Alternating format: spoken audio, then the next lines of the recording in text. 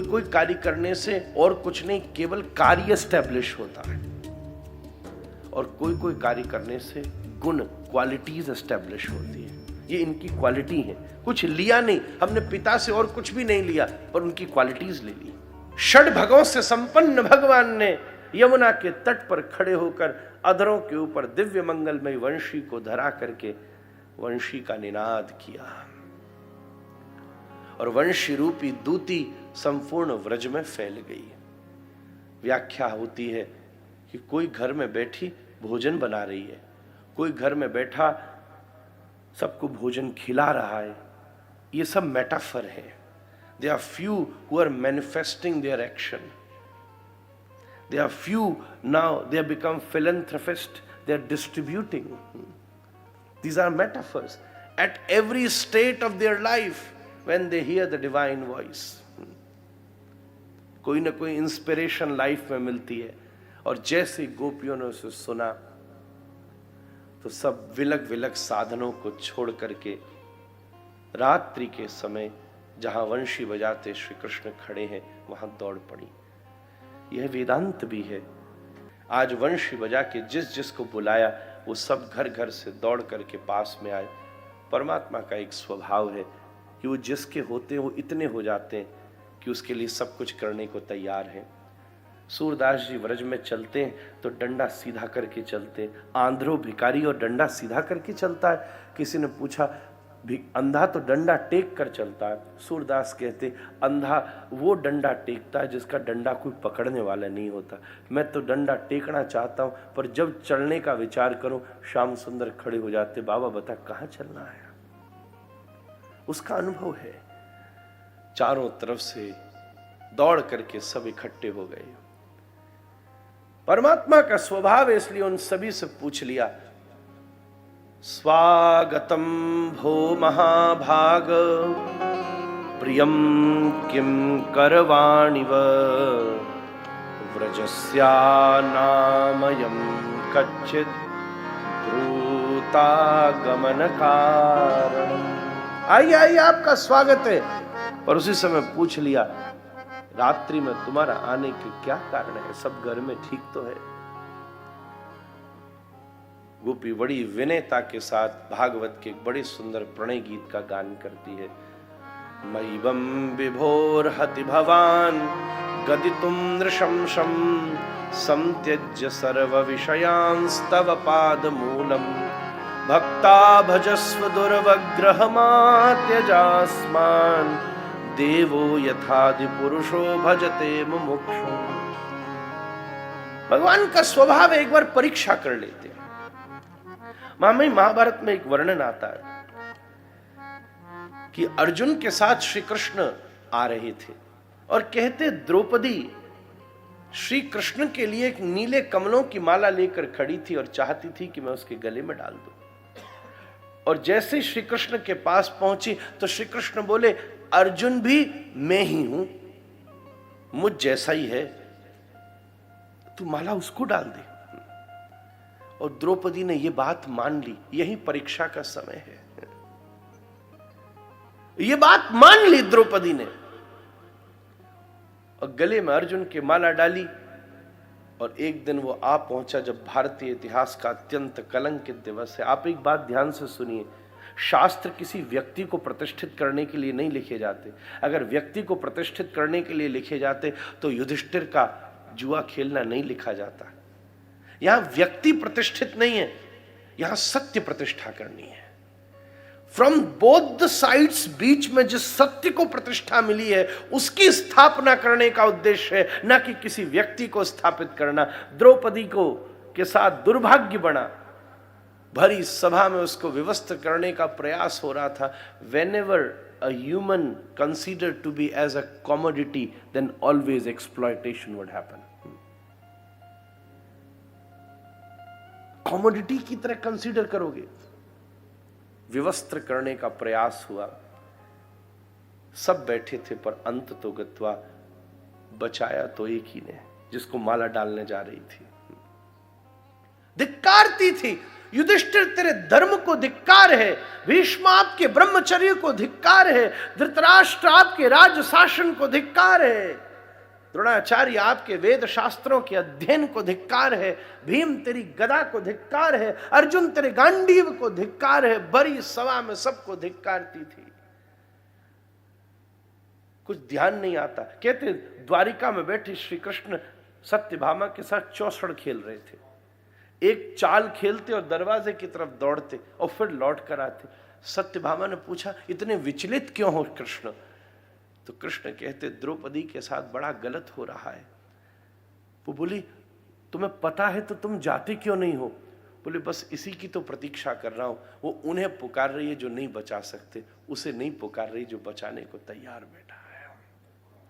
उसी समय सत्यभामा ने इशारा किया और बड़ी सभा में द्रौपदी ने पकड़ी हुई साड़ी को छोड़ करके दोनों हाथ उठाकर आवाहन कर दिया, हे कृष्ण द्वारिका वासिन क्वासि क्वासि महाभुज।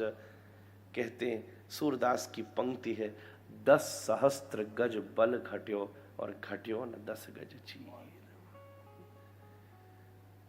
हर एक व्यक्ति के सामने साड़ियों की अंबार लग गए। बड़ी सभा में विदुर ने खड़े होकर कहा, हे धृतराष्ट्र सावधान, अब तो देख ले, ये द्रौपदी की साड़ी नहीं खींच रही, ये कृष्ण का पीतांबर खींच रहा है। साड़ी का छोर तो कोई पा सकता है, पीतांबर का छोर तो ब्रह्मा को भी नहीं मिला आज तक। जरासंध ने 17 बार आक्रमण किया। उस समय परदेश से आए हुए काली यवन नाम के असुर को मुचकुंद महाराज से उद्धार कराया। यहां बहुत सारे डायमेंशंस ऑफ टाइम, मैं कितना कहूं कितना नहीं कहूं, सामने अगर मैं अपनी कॉन्शियसनेस में चलूं तो एक एक लाइन पढ़ते हुए अनेकों पन्ने पलटने पड़ते हैं। बात पहुंची, श्री कृष्ण जरासंध को मारने वाले थे, पर उस दिन पता चला कि जरासंध बहुत सारे लोगों को पूजा में बिठा के आया है कि अगर जरासंध आज मर गया तो उन्हें मार दिया जाएगा। भगवान ने सोचा ऐसी जीत किसी काम की नहीं जो सामान्य लोगों की मृत्यु का कारण बन जाए। भारत में यह आदर्श सदा से फॉलो किया गया, इसलिए पड़ोसी देश के भीतर तक प्रवेश करने के बाद भी किसी समय वापस लौटने का विचार ये देश करने की भूमिका रखता है। कभी किसी युद्ध को प्रधानता से लड़ने का विचार नहीं करता। ये हमारे यहाँ की हारमनी विश्व ने स्वीकार करनी शुरू की है। तभी भगवान उस युद्ध को छोड़ करके जाने लगे तो इसने बदनामी कर दी कि युद्ध छोड़कर भाग गए, और भगवान का एक नाम रख दिया गया, रण छोड़। कोई रण छोड़ करके आएगा तो कोर्ट मार्शल होगा, पर यहां वेलकम क्यों हो रहा है? क्योंकि परोपकार में इन्होंने रण का भी परित्याग कर दिया। द्वारिका में आकर के श्री कृष्ण विराजमान हुए, समुद्र के बीच में आइलैंड की तरह बनी हुई one of the safest country Dwarka. Shri Krishna वहां रहने लगे। द्वारिका विराजती है गुजरात में और महाराष्ट्र में, पुणे से कोई बहुत ज्यादा दूर नहीं है। एक छोटी सी जगह थी कौंडन्यपुर। उस समय कौंडन्यपुर के राजा है महाराज भीष्मक। महामहिम बड़ा विहंगम वर्णन है। मैं अपनी गुरु कृपा से साहित्य और दर्शन का सहारा लेके इसकी व्याख्या करने का प्रयास करूंगा। कौंडन्यपुर के राजा हुए महाराज भीष्मक। भीष्मक के रुक्मी, रुक्मांगद ऐसे कई सारे पुत्र हुए और उनकी एक पुत्री हुई जिनका नाम हुआ रुक्मणी। रुक्मणी जी को बचपन से ही नारद जी ने खूब संग दिया और कह कहकर श्री कृष्ण के विषय में इतना बताया कि बचपन से ही रुक्मणी का एक कृष्ण के प्रति विलक्षण आकर्षण बन गया। उन्होंने जब अपने पिता को यह बात कही तो पिता ने श्री कृष्ण के साथ उनके विवाह को सुनिश्चित कर दिया। हर रुक्मणी के पास 2 ही विकल्प होते हैं, शिशुपाल या गोपाल। रुक्मणी आपकी मति है और आपकी मति रूपी रुक्मणी के पास 2 ही विकल्प हैं। एक इंद्रियों के द्वारा पोषित होने वाला जीवन शिशुपाल है और इंद्रियों को निरोध कर देने वाला जीवन गोपाल है। अब ये किसका चुनाव हमें करना है, ये केवल हमारा विवेक निर्णित कर सकता है।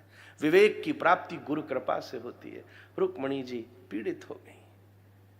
तभी गुरुदेव को बुला करके मन में विचार हुआ कि क्यों ना कृष्ण को अपनी मन की बात तो कही जाए। महामहिम, आज से 5000 साल पहले एक लव लेटर लिखा गया था संस्कृत में, जिसका वर्णन भी, ये तो आज वाली कथा साहित्य के स्तर पर चलती है। और वो रुक्मणी जी ने गुरु जी को सुंदर पत्र लिखा, पत्र लिख करके दिया कि आप जाइए। इस समय अगर मैं गया पत्र लेकर और अगर ये चेक कर लिया किसी ने तो पूरे राज्य के ऊपर विपत्ति आ जाएगी। मुझे गुप्त मार्ग से जाना पड़ेगा, और गुप्त मार्ग पैदल का है। यहां से रथ का रास्ता द्वारिका का 15 दिन का है, पैदल में तो न जाने कितनी देर में पहुंचूंगा। रुक्मणी जी ने कहा, गुरुजी आपने मुझे एक संकेत किया था, शुरू करना हमारा धर्म है, पूरा कराना ईश्वर और प्रारब्ध देखे, हम क्या जाने, आप चलो तो सही। गुरुजी पत्र लेकर के बड़े परिश्रम से चलना शुरू हुए। चलते चलते थक गए, एक पेड़ के नीचे बैठे तो नींद लग गई। एक अवस्था ऐसी भी आती है, लेट की नींद नहीं आती पर बैठ के गजब नींद आती है। सो गए। जब सो गए तो बड़ी तीव्रता से एकदम कोई झटके से नींद खुली। नींद खुली तो देखा द्वारिका का साम्राज्य सामने बैठा है। हम अपूर्ण है पर परमात्मा तो पूर्ण है ना। हम जितने कदम बढ़ा सकते वो उससे ज्यादा कदम बढ़ा सकता है। द्वारिका के भीतर कृष्ण ने के दरबार में गुरुदेव ने प्रवेश करके प्रार्थना करी, गुरुजी मैं एक गुप्त संदेश लेकर आया हूं, जरा आप एकांत में समय दीजिए। कृष्ण बोले, एकांत में समय देने का अवसर नहीं है, पहले शादी फिक्स करते हो फिर कैंसिल करते हो, पूरी हमला करने को तैयार थे, वो तो मैंने रोक रखा है सबको, ये सबके बीच में बताइए। उसी समय गुरुजी ने पत्र को खोल करके गाना शुरू किया। बहुत श्लोक तो बहुत सारे, केवल प्रथम श्लोक का भाव कह दो। ये इतिहास का सबसे पहला लव लेटर है। श्रुत्वा गुणान भुवन सुंदर शृण्वतांते निर्विश्य कर्ण विवरै हरितोंगतापम रूपम दशाम दशमता मखिलार्तलाभम त्वय्यच्युता विशति चित्रमपत्रपम में। हे भुवन सुंदर, बचपन से ही नारद जी से मैं आपके गुणों को सुनते सुनते आपके चरणों में अनुराग कर बैठी। मेरे आपके बीच में एक यज्ञ कुंड ही तो नहीं जला है, एक अग्नि ही तो प्रज्वलित नहीं हुई है, अन्यथा हमने तो न जाने कितनी प्रेम की परिक्रमाएं दे दी हैं। शिशुपाल के साथ मेरा विवाह मेरी रुचि के विरुद्ध हो रहा है, आप साधिकार आकर के मेरा हरण कीजिए। मेरे यहाँ एक उमा पूजन की मर्यादा है, जहाँ हम लोग जाते हैं वो हरण का उपयुक्त स्थान है। अगर आप नहीं आए तो गले में पड़ी हुई मणि को मुख में डाल के अपने प्राणों का परित्याग कर दूंगी। अपलक नेत्रों से आपके आगमन पथ को निहारती आपके चरणों की दासी रुक्मणी।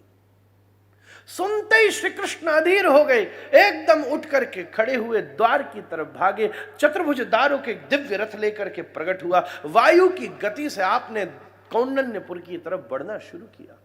कृष्ण बोले अपने सारथी से, बेटा युद्ध को जितना टाला जा सके अच्छा है। एक काम कर, नीति रीति अपनानी पड़ेगी। सामने से कोई जनाना रथ आ रहा हो तो उसके ऊपर जरा सा उसको रोक घेर। शादी ब्याह में रथ आ जा रहे थे, जनाने रथ में पर्दे होते हैं, एक जनाने रथ को रोक दिया, दोनों ने टक्कर मारी। अब ड्राइवरों को लड़ने में तो ज्यादा देर लगती नहीं है। दारुक ने सामने वाले को पकड़ करके एकदम से बांध दिया, अपने घोड़े बदल लिए, श्री कृष्ण उसमें बैठ गए और जनाने रथ के पर्दे डाल करके भीतर प्रवेश करना शुरू किया। जैसे मुख्य द्वार से जा रहे थे इंस्पेक्शन करने के लिए, शिशुपाल उसी द्वार से निकल रहा था। सबको सावधान सावधान की घोषणा दे रखी थी। एकदम बोला, इस रथ में कौन आया है? उतर करके उसने सैल्यूट मारा। बोले मेरी राज्य का लगता है, पहले नहीं देखा। बोले महाराज नया नया नौकरी पे लगा हूं। बोले रथ में कौन है? बोले आपकी बहन आई है। इसकी एक बहन थी जो शादी में आई नहीं थी। बोले बड़ी मुश्किल से लाया हूं मैं उसको। बोले तूने बहुत अच्छा किया, अभी एक यात्रा निकलेगी, ठीक बहन को रुक्मणी के पीछे लगा देना। भगवान मन ही मन बोले दुष्ट खुद ही लक्ष्य तक भेज रहा, बहुत अच्छी बात है। रथ जैसे ही आगे बढ़ा, राजनीति का सबसे बड़ा नियम है कि किसी पर विश्वास नहीं करना। इसने भी सोचा कि इस पर विश्वास कैसे करूं, तो पर्दे को हटा करके शिशुपाल ने भीतर झांका तो श्री कृष्ण पीतांबर डाले हुए बैठे थे। और उन्हें शिशुपाल के बहन की एक आदत मालूम थी कि जब वो उससे नाराज होती थी और बात नहीं करना चाहती थी, उसकी नाक पर जोर से नोच देती थी। श्री कृष्ण ने भी ऐसा नाक पर नोचा कि बोला बिल्कुल ठीक है, ले जाओ ले जाओ ले जाओ ले जाओ। एकदम भगवान प्रसन्न हो गए। एक भव्य शोभा यात्रा रुक्मणी जी के महल से उमा मंदिर की तरफ बढ़ी। उस पथ को दोनों तरफ से पैदल खड़े हुए सैनिकों ने भाले लेकर के घेर रखा था। सबसे आगे आगे जय जयकार करते हुए लोग चल रहे थे, उसके पीछे पीछे पैदल सैनिकों की टोली थी, उसके पीछे घोड़े के ऊपर बैठे हुए सैनिक धनुष बाण लिए चल रहे थे, उसके पीछे पीछे ऊंट के ऊपर बैठे सैनिक तलवार लिए चल रहे थे, उसके पीछे पीछे हाथी के ऊपर बैठे सैनिक आयुधों को लेकर चल रहे थे, उसके पीछे पीछे मागजन, सूदजन और बंदीजन जय जयकार करते चल रहे थे, उसके पीछे पीछे बड़ी बड़ी नर्तकियां नृत्य करती चलती थी, उसके पीछे पीछे उन नर्तकियों के ऊपर अपने रत्नाभूषणों को लुटाते हुए बड़े बड़े राजकुमार चल रहे थे, उसके पीछे पीछे बड़ी बड़ी रूपवती राजकुमारियां अपने लावण्य, सौंदर्य, सौमनस्व को प्रस्तुत करती चल रही थी, उसके पीछे पीछे जिनके उत्तरियों को 2000 दासियों ने संभाल रखा था, रुक्मिणी जी का रथ चल रहा था, ठीक उसके पीछे पीछे शिशुपाल के बहन बने गोविंद का रथ चल रहा था, उसके पीछे राजगुरु, राजमाता और अर्धचंद्राकार सैनिकों की टोली ने शोभा यात्रा को सुरक्षित कर रखा था। दिव्य शोभा यात्रा उमा जी के मंदिर पर पहुंची, फटाफट पूजन करके रुक्मिणी जी बाहर आई और ऊपर खड़े होकर अपने घूंघट को पलट करके देखा, अरे ये तो पौंड्रक के राज्य का ध्वज है, ये तो साल्व के राज्य का ध्वज है, ये तो विदुरथ के राज्य का ध्वज है, कहीं भी द्वारिका का गरुण लांछन ध्वज नजर नहीं आता। क्या कृष्ण नहीं आएंगे? क्या मेरा हरण नहीं होगा? क्या मुझे उनकी सेवा करने का सौभाग्य प्राप्त नहीं होगा? इसी अधीरता में रुक्मिणी जी ने अपने ऊपर पड़े हुए घूंघट को पलट दिया और जैसे घूंघट पटला, सामने सारे खड़े हुए सैनिक हतप्रभ हो गए। आज तक जीवन भर उन्होंने ऐसा रूप नहीं देखा था, ऐसा लावण्य नहीं देखा था। जिन्होंने धनुष के ऊपर तीर चढ़ा रखे थे, चुटकी ढीली पड़ गई, सरसीना बाण जाके सामने वालों को लग गए, हाथ से गिर करके भाले हाथियों को लग गए, सैनिक आपस में लड़ने लगे। क्या पीछे से मारता है? अरे मारता नहीं, गलती से चुटकी ढीली पड़ गई, तीर लग गया। अरे सामने से आकर के लड़ो। श्री कृष्ण ने कहा इसी अव्यवस्था में सबसे उपयुक्त समय है। दारुक को किया इशारा और पर्दे को पलट करके हाथ बढ़ा दिया। आगम्यताम आगम्यताम, रुक्मिणी मैं तेरी प्रतीक्षा कर रहा हूं। अपनी उत्तरीय का परित्याग करके रुक्मिणी जी दौड़ पड़ी, जैसे कोई मदश्नुत गजेंद्र अपनी सूंड के द्वारा किसी सरोवर के मध्य में से किसी कमल को उखाड़ लेता है, ऐसी अपनी हस्ति पुंडित भुजाओं के द्वारा एकदम श्याम सुंदर ने रुक्मिणी जी को उठा के अपने पास में विराजमान कर दिया। रथ लेकर के श्री कृष्ण चले, बोले विजय वस्तु हमारे साथ है, अब कायरों की तरह जाना उचित नहीं होगा।